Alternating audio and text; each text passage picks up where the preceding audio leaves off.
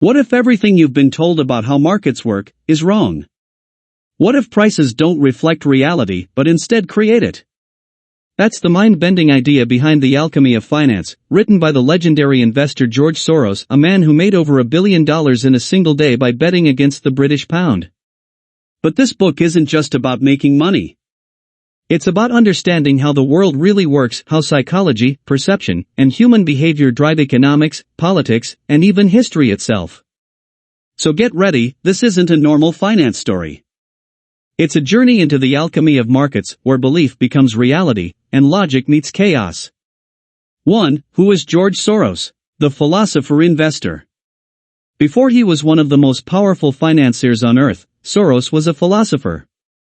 Born in Hungary, he survived Nazi occupation and later studied under the famous philosopher Karl Popper in London.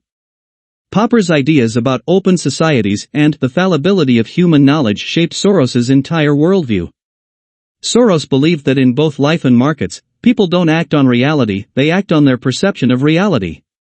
And that perception can change everything.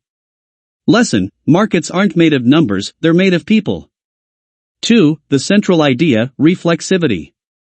The heart of Soros's theory is something he calls reflexivity, and it changes how we understand finance. Here's how most economists think markets work. Prices reflect all available information.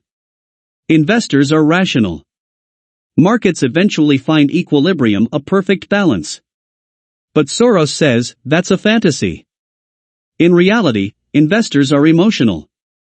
Their decisions are based on beliefs, biases, and expectations. And here's where reflexivity comes in. Markets don't just reflect reality, they help create it. For example, if investors believe a company will do well, they buy the stock, pushing up its price. That rising price gives the company easier access to capital, allowing it to grow, which then justifies the original belief. It's a self-reinforcing loop: belief, action, new reality. This feedback cycle can drive markets higher than logic allows, and then send them crashing back down when belief turns to fear. Soros says, every bubble has two components: a trend that prevails in reality and a misconception relating to that trend. 3. The alchemy of markets, turning belief into gold. Why alchemy? Because, just like medieval alchemists tried to turn base metals into gold, Soros argues that investors try to turn perceptions into profits. When a large enough group of people believe something, no matter how irrational, that belief can temporarily transform the market. Think of the dot-com bubble, the 2008 housing crash, or even the crypto booms of today. Soros's insight explains all of it. Markets are not efficient machines.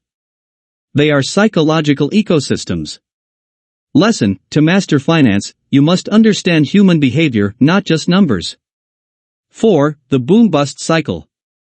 Reflexivity leads to one inevitable pattern: the boom-bust cycle. Here's how it works. A new idea, technology, or narrative captures attention. Prices rise as optimism spreads. Rising prices attract more investors, creating momentum. At some point, expectations exceed reality. The bubble bursts. Fear replaces greed, and prices collapse. The fascinating part? Most people don't see it happening, because they mistake the boom for growth and the bust for disaster. But Soros sees both as natural parts of the same reflexive process. Lesson: markets don't move in straight lines, they move in stories. 5. The real-time experiment. Soros puts his theory to the test. In the book, Soros does something extraordinary. He documents his real-time investment decisions to prove that reflexivity isn't just theory, it works in practice.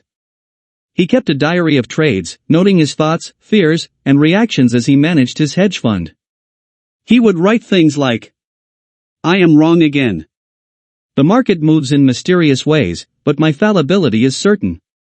This self-awareness made him deadly accurate as an investor. He didn't try to predict markets perfectly, he tried to sense when belief and reality were diverging. That's what allowed him to spot major turning points, like when he shorted the British pound in 1992, earning over $1 billion in a single day. Lesson: the greatest investors aren't those who are always right, they're those who know when they're wrong. 6. Fallibility, the key to survival. At the core of Soros's philosophy is a deep humility. He believes no one can ever fully understand reality, not economists, not politicians, not even himself. Because of that, he constantly questions his assumptions. He changes his mind quickly when new information appears. In his words, "It's not whether you're right or wrong that matters, but how much you make when you're right and how much you lose when you're wrong."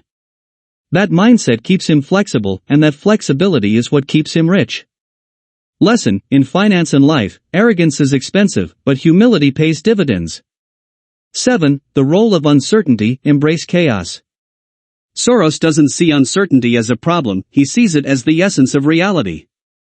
Markets are constantly shifting because human emotions and beliefs are constantly shifting. Trying to control or predict them perfectly is impossible. Instead, Soros focuses on adapting to change faster than others. He treats the market like a living organism, unpredictable, but full of patterns if you learn to observe closely. Lesson: don't fight uncertainty. Profit from it. 8. Beyond finance: reflexivity in the real world. One of the most fascinating parts of the alchemy of finance is how Soros extends his ideas beyond money. He says the same reflexive dynamics shape politics, where public perception can determine elections; economics, where expectations influence recessions or recoveries; global events, where confidence can build or destroy nations. In essence, beliefs shape history. And understanding reflexivity gives you an edge not just in investing, but in navigating life itself. Lesson: the most powerful force in the world isn't reality, it's perception. 9. The investor's mindset: Soros's philosophy of success. If you want to think like Soros, you need 3 qualities. 1. Intellectual curiosity. Always question your assumptions. Seek truth even when it's uncomfortable. 2. Emotional control. Markets are ruled by fear and greed.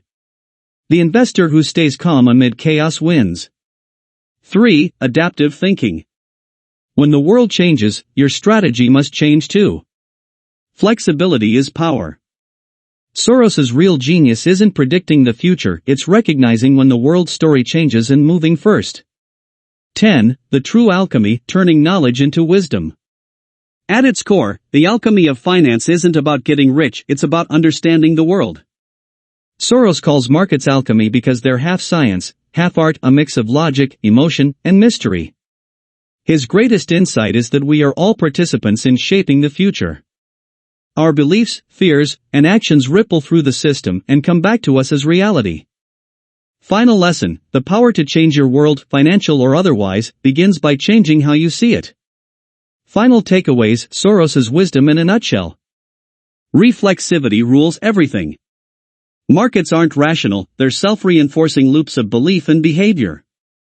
Fallibility is strength. Admit when you're wrong. Adjust quickly.